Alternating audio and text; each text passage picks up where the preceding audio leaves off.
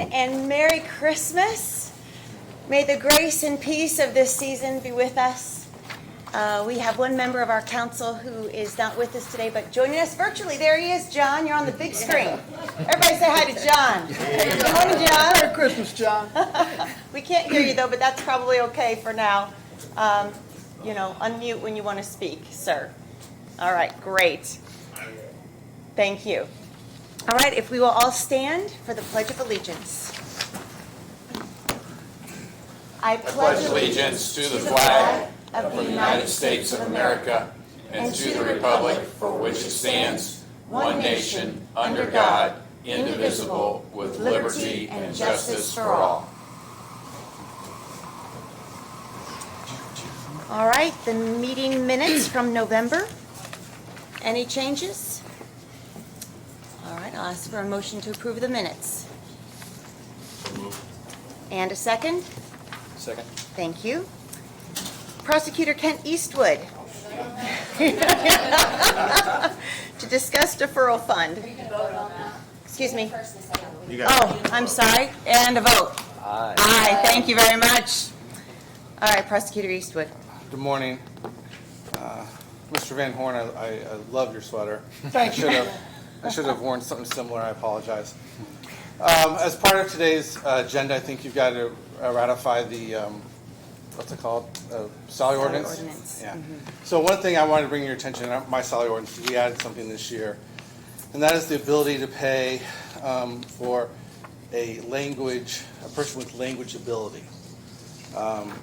What we are finding is that we now have a strong need for the ability to have either hire a Spanish interpreter on a regular basis, or if we could employ someone on top of their regular duties to then be in meetings where they can communicate with our victims and or witnesses between the deputy prosecutor and victim advocates. One of the things I researched, this is done a lot, whether it's law enforcement, schools, military, where someone has if there's a need for a language and someone has a defined proficiency, and it's going to be above and beyond the regular aspect of their job, then they can get a supplement's not the right word, but it's an additional pay on top of that. So we're going to try this out. In the past, we've used volunteers to be our Spanish interpreters. That person's no longer willing to do that for us. We've had numerous cases this year where we've had Spanish-speaking families and children who've been the victim of sex crimes. And as you can imagine, communicating with them is very difficult. And then to bring someone that's not really associated with our office into a meeting causes some challenges. So what we're hoping to do is use this to supplement a salary. And I've got a couple people actually who are interviewing who they have the basic, say, paralegal skills, and they come in at our base paralegal rate. But then if they were able to provide this other service of being the Spanish translator, they would get additional monies. So what I want to do is I've kind of thought in my head is we would hire someone at the base rate, say it's $42,000 for a paralegal. And then we would initially start off at a $500 or $800 a month stipend on top of that to do the Spanish translations, and have that person keep their hours for a year. We'd also have that person translate our documents. One of the persons I'm looking at is one's a graduate of Boone County High School, went to college elsewhere. When they came back, they moved down to Indianapolis and have a job in Indianapolis. They didn't come back to Boone County. Well, they reached out to me and heard I might have an opening, but my salary, I can't match their current salary. But this would also help because this person teaches Spanish. This is a Spanish teacher, and they're going back to get their master's in Spanish. They've already done these types of translations before, so this would be a really benefit to us, and I think also a good pilot program for the community or for the county. Because I know there are times in the courthouse when they need a Spanish interpreter, not just on specific court days. So I think having a full-time person in our office at least that speaks Spanish would be a great benefit to our office, to our victims, to our witnesses, and could possibly be a pilot program to see, hey, if this works there, do we maybe have this ability to pay somebody, above and beyond their normal pay if they provide the service, maybe at the courthouse on occasion. So the cool thing for you guys is this doesn't cost you a dime. This is all coming out of our diversion deferral fund. So that was the main thing in my salary ordinance, the main change or significant change I thought might need approval from you guys, but wanted you guys to know about ahead of time. Actually, we have in the pretrial fund a foreign language. Yeah, that's what I added That's that. $5,000 a year. Yeah, and, up to. And then same way in the deferral. Yeah, what we do is we put them in both funds. Okay. That way, because what we tend to do is we'll spend one fund, like let's just say one fund's like $200,000. Once one fund gets down to a base threshold of $100,000, we stop spending out of there because that's kind of like a rainy day fund, and then we move over and spend money out of that fund. So it's just to make sure we never go, and we always go high, because that way, like you guys do, you always go high, because it's harder to change something later. So. Okay, any other questions? So this doesn't really need a specific approval until you get to the salary ordinances. I just wanted to, I think I talked to you, Yes. Elise, I'm sorry, Council President Mashallah, and then some other people. Just want to bring this to your attention so Thank you. you guys knew about it. We appreciate it. All right, All right. thanks. Also, I just want to introduce a new face up here. Beth Copeland is with us as our legal representation from Taft Law. Please keep Jewel in your thoughts and prayers as he is working to get better from COVID. So, Beth, welcome. And also, just wanted to mention that there is, in the spirit of Christmas, a really nice surprise somewhere in our agenda. And it's a really good one. And so I'm not going to tell you when it is or when it's coming, but just like children, we all enjoy a surprise, and the anticipation of it is half of the fun. So I thought I'd put that out there. Okay, moving on. Councilman Van Horn to discuss upcoming appointments for 2022. That time of year again, December 31st, 2021.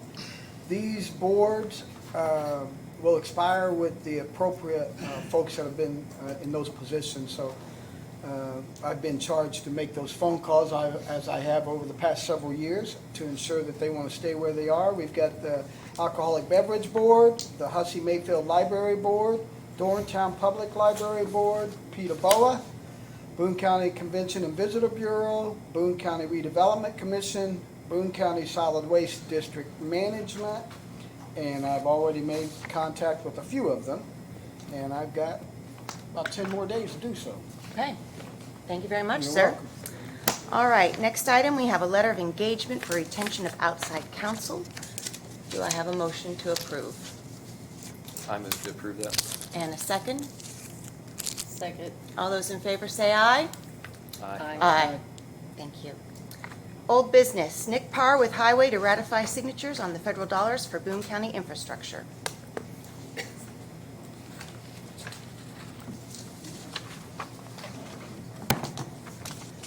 Nick Parr, Boone County Highway. Last month came to you with funding request, letters of support for two federal aid projects that submitted applications. During the application process, was determined that I couldn't just use only Elise's signature. Had to use, the entire board had to sign that was in favor of the project. So reached out, was able to get you guys to come and sign. Very much appreciate that. Was able to get those applications submitted well in advance. And was advised that we should probably get a ratification of the new document with everybody's signature on it. Documents. So it was both the sign project, the countywide sign replacement project, and the Bridge 61 project. We have those right here. Yeah. So take a motion to ratify these documents. So move. And a second? I'll second it. Thank you. All those in favor say aye. Aye. And then the other item I had was just briefly wanted to go through 3 additional structures have been opened that were part of the 2020 bond funds since the last meeting. This was JE 16. This is County Road 200 South, just east of State Road 75. This is what the inspection report showed that was done in 2020 that indicated the need for the replacement. You can see the condition that it was in at that time. You can scroll down there, Melissa. So this was all from the inspection report, the rebar that was exposed, all the failures in the condition that it had been for quite some time. Scroll down another one there, and then you can see what it looks like. Recently opened, about a 21-day project, 21-day closure to get that completed and reopened to traffic. You can scroll down one more. I think there's another picture of it. So you can see the width restrictions have now been eliminated. The vegetation has been removed from the channel, and it went real well. So that's looking towards State Road 75, much different than what it looked like before. Do you lock in like your cost or price? I know there's been increases as it flows with concrete construction material. Is that typically locked in, or do you see increases because of some of these projects? We haven't seen a price increase. We've definitely seen a length of time increase on procuring materials. This was precast, so that concrete box had to be made. The contractor actually had to switch after the bid because there was an additional 6 to 8 week lead time on getting that box built. They were running into struggles with rebar. I'm not sure if personnel issues were also an issue, but they switched to precasters because they added a lot more time to the project, and they weren't going to be able to get it completed and asphalt put down before the weather got bad. So we haven't seen an steep increase of the expected costs. Our designers have been keeping, they inch up a little bit on our estimates before we get to bid, but we haven't seen a drastic increase. Definitely personnel and lead time has been a challenge more than anything. What's the life span on that? We expect to see at least 50 to 75 years. Likely longer than that. What was in there was probably built in the 30s, likely. So we're close to 100 years on that, but that was a different time when they built things out of a lot more concrete and different rebar and didn't have as much restrictions, and it was a lot narrower. So we expect easily to get 50, probably more like 75 years. It's all precast concrete, sitting side by side. They're locked in pieces together. So if you scroll down to the next one, JE20, this is County Road 50 South, just east of State Road 75, so just a little bit north of the other project. Had width restrictions due to the guardrail. You scroll down, you can see some of the rebar concerns in the bottom of the deck. Significantly bigger box or bigger structure than the other one, 19-foot span, so significantly a larger amount of water gets through this one. You scroll down, you can see what it looks like after it's been replaced. This one had to go back with guardrail, but we removed the width restrictions. If you scroll down to the next one, it's wider than what it was before, so there's not the same limits for agriculture equipment to go across it. Both of these were weight-rated structures, so they've both been now replaced with something that meets current standards. Similar type of construction. That one we didn't go with a longer box for various reasons, but it would have become a bridge and would have had been taken into the National Bridge Inventory System if we would have gone longer, because it's the amount of span from distance, the furthest point to the furthest point. So the skew that it's sitting on would have caused it to become a bridge, but it's a 19-foot span structure. How long does it take from start to finish to do that project? So the other one I showed was 21 days. We allow 21 days for a closure on this one as well. So they may have a little bit in front of that for some clearing and then a little bit at the end for cleanup, but 21 days for road closure. This one took longer. Actually had some hiccups and some learning things I think that the contractor had to go through to get this one in with being a bigger box. So it took longer than 21 days, and there was liquidated damages as a penalty for that because it did impact the residents out there and the motorists that are trying to use that road. And we didn't allow them to close both of them at the same time because of the close proximity to each other. And then there's still some concerns with the asphalt on this one that's going to have to be remedied. It's not completely settled at this point, but the road is open to traffic. There's a little bit of a hump there when you cross over that bridge. So Thanks, the next one is MA 33. A lot more rural, so you can see there in the pictures on a gravel road.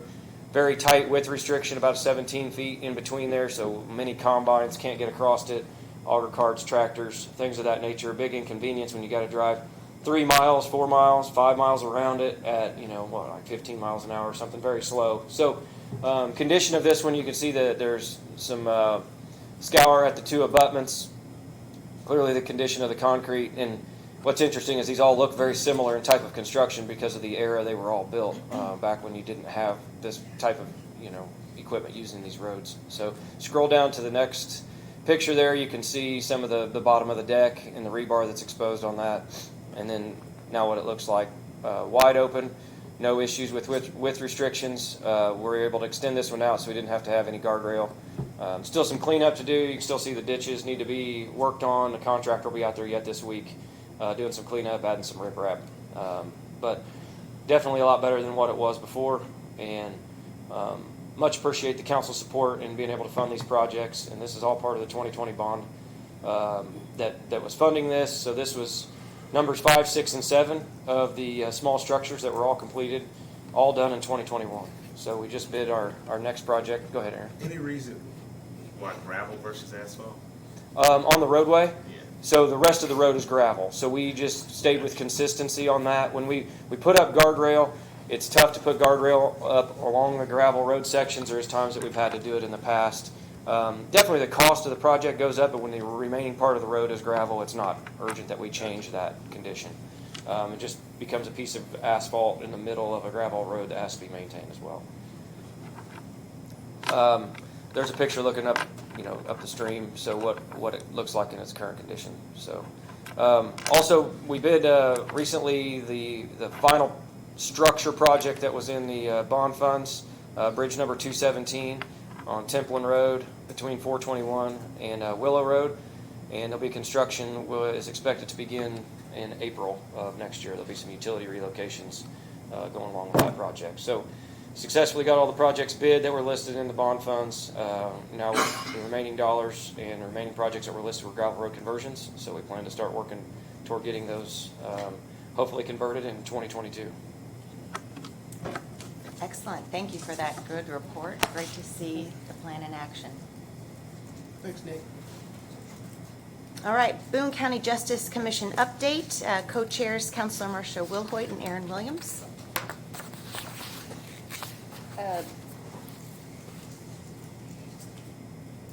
We had about a half an hour long discussion with Brian Burdick, and that was regarding the shift from the state prisons down to the local levels. And we're going to hear more about this, but it's about treating addiction problems and keeping families involved and teaching life skills, coaching, and so it's like a regional facility, and it's a minimum security type of facilities to be developed in the state. And Aspire and Inwell both talked about their type of regional facilities that they currently have, but they are not inmates in those particular facilities. We talked a lot about what kind of rooms that are needed. There's like an exam room that could hold around 10 people. That's an observation type of room for withdrawal problems. Then the spaces for like one-on-one consultation, they think a 12 by 12 room is sufficient. And then they would also like group discussion rooms that again would hold approximately 10 people. And then we did learn last night that Inwell is basically not funded by any of our county dollars. That's funded by grants through various different sources.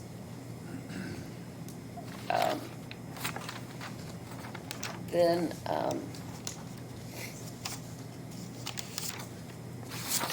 we did not get much of a chance because of the time things to talk the coroner situation, but I did meet with the new CEO of Witham, and we toured the morgue, and that was an interesting tour.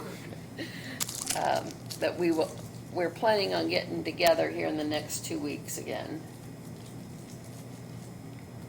All right. Thank you. Anything else?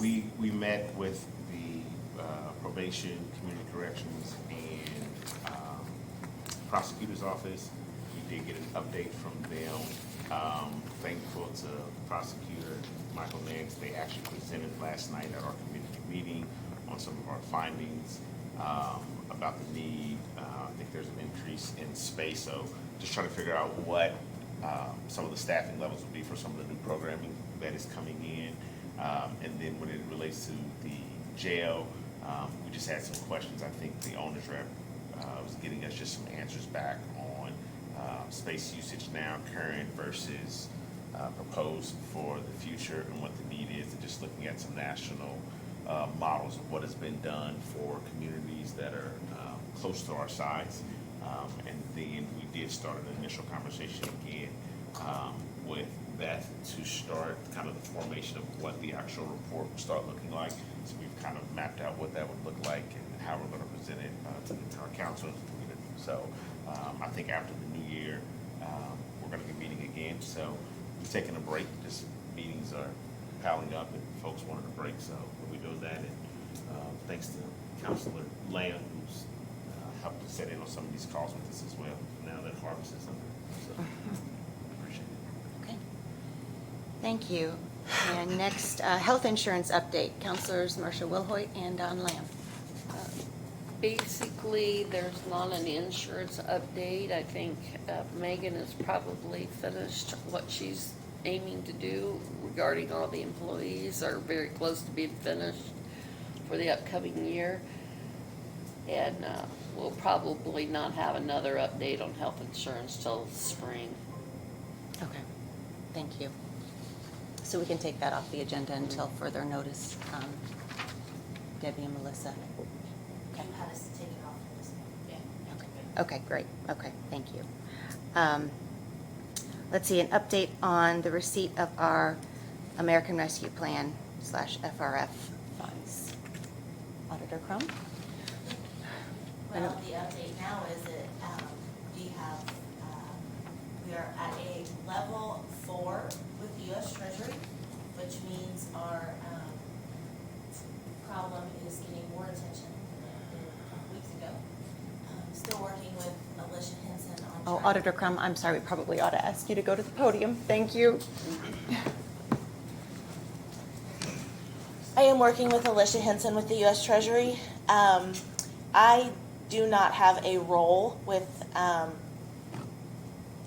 in order to assign our Duns and Bradstreet number and get our funds. So they have to assign me a role. So I'm working with the U.S. Treasury. They have moved it up to a level 4, which is considered high. So hopefully we will know something within the next week or two, and we can get the application going.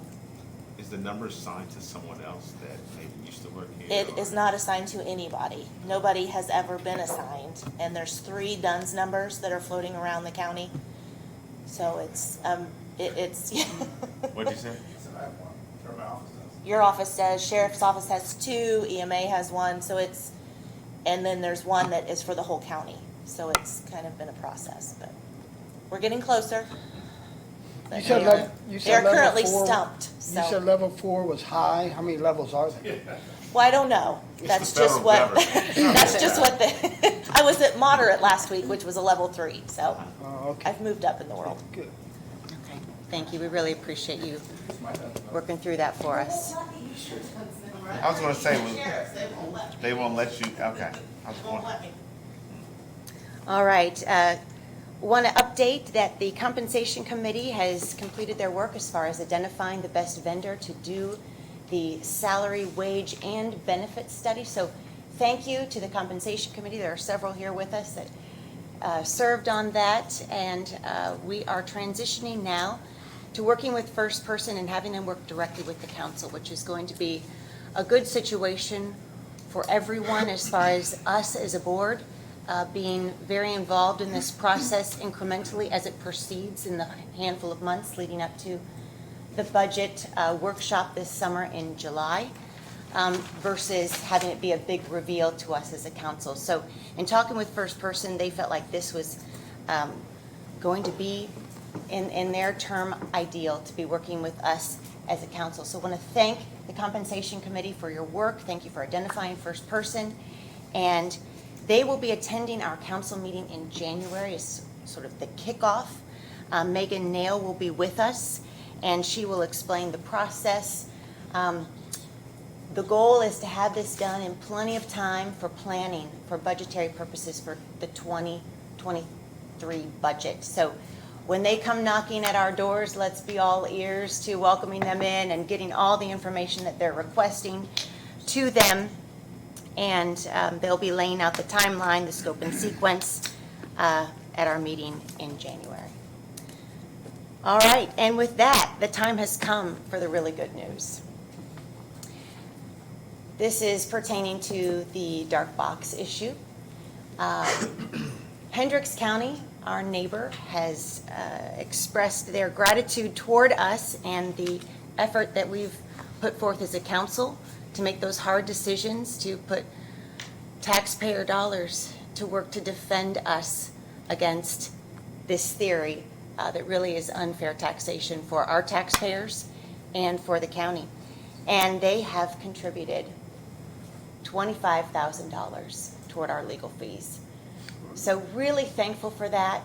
It's a great show of support, and they're cheering us on as far as standing for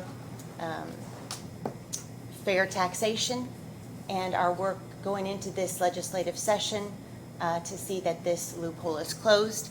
I have a thank you letter right here from the council to go to Hendricks County. It was passed unanimously by both their commissioners and council to contribute $25,000 toward our legal fees. So thank you to Hendricks County, and this letter of thanks will be signed. President of the Commissioners, Tom Santelli, is joining us in signing this letter. So we have this here for you, sir, for your signature after the meeting. And then Don and I, as President and Vice President, will sign it representing the council. So great thanks, great news, great support. In addition, I've been made aware that both the House and the Senate will have a bill to close this loophole, and that adds strength to this becoming a reality for us.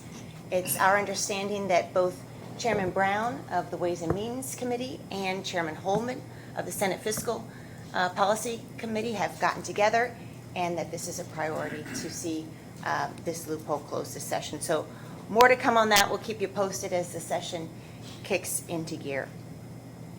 All right, next is the salary amendment, approval for 2022's ordinance. Do we have any comments on that? I was gonna say, if you have any questions on any particular departments, but we have the salary ordinance here for 2022. And I'll make a motion that we accept this. Thank you. Second. Thank you. All those in favor say aye. Aye. Thank you. Next, reappropriations. Commissioners.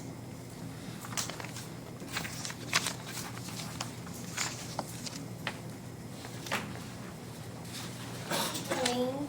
Bailey Jesse with the Commissioner's Office. I have two reapprops, or is it just the one, because one was a courtesy? Just one. Okay.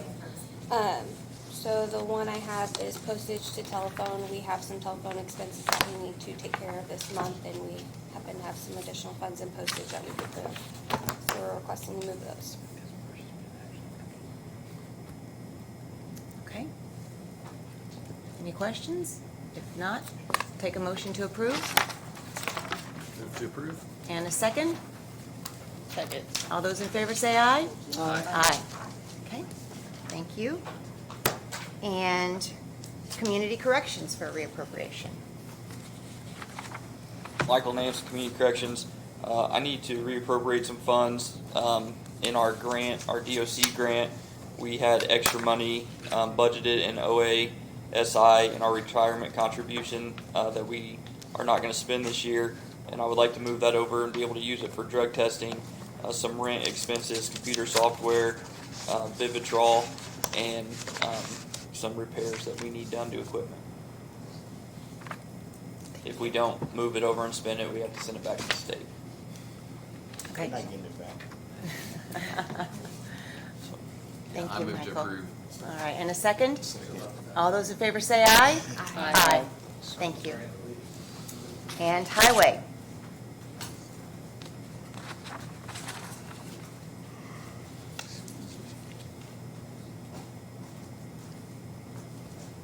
Nick Parr, Boone County Highway. You got a reappropriation for $5,000 from 7010 line, which is where we pay our highway workers, to the 7099 line, which is where we pay our mechanics from. We had 2 mechanics retire this year with 30 years experience that both need to be paid out their PTO. And we were able to fill one of those positions, so ended up eating into the total amount that we had budgeted for the year. So we were moving some from one salary line to the other salary line. All right. Do we have any questions or a motion? Moved. Okay, and a second? Second. All those in favor say aye. Aye. Aye. Thank you. All right, on to additionals. Clerk's office. I'm Samantha from the clerk's office. Welcome. Thank you. Yes. Okay, so our bank fees were budgeted into the 2022, but for 2021, we are needing $850, and that'll cover our check processing fees and any additional reporting features. Thank you for being with us. Understand Thanks. Clerk Fouts was not Yes. able to be with us, so Yeah. thank you. Thank you. All right, any questions for Samantha, or I'll take a motion? Move to approve. And a second? Second. Thank you. All those in favor say aye. Aye. Aye. Thank you. Thank you very much. All right, and commissioners. Our office is requesting $30,000 for legal fees. We have outstanding balance at the moment of about $27,000, and we are still collecting more invoices for the end of the year, so. Any questions? Move to approve. Okay, Second. all right. All those in favor say aye. Thank you. Aye. Aye.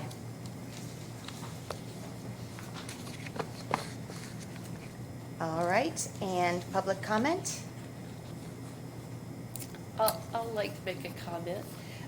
Boone County Solid Waste, they had what's called a trash line. And this year, what we don't spend, we give it to the highway department because they pick up trash off the roadways all year. We were able to give them a little over $3,300.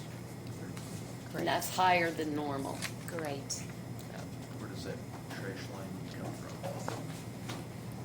Well, our fees from solid waste are generated by the trash pickups throughout the county. And since they do their fair share of picking up trash, then that's how we use those. Okay, super, thank you. Anything else? Anyone else? All right, well, we're going to keep our meeting open because we are heading over to Prosecutor Eastwood's office for a tour. And in order for the entire council to be able to do that, we're keeping the meeting open. We will close it when we're done with that tour. Thank you for your hospitality this morning, Prosecutor Eastwood. Are you ready for us to send upon you? With that, just Merry Christmas, Happy New Year. We look forward to seeing everyone in January. Have a blessed time with your families. If you'd like, pick up a cookie on your way out and have a great rest of your day. Yes? Excuse me? Oh, yes, yes. Thank you.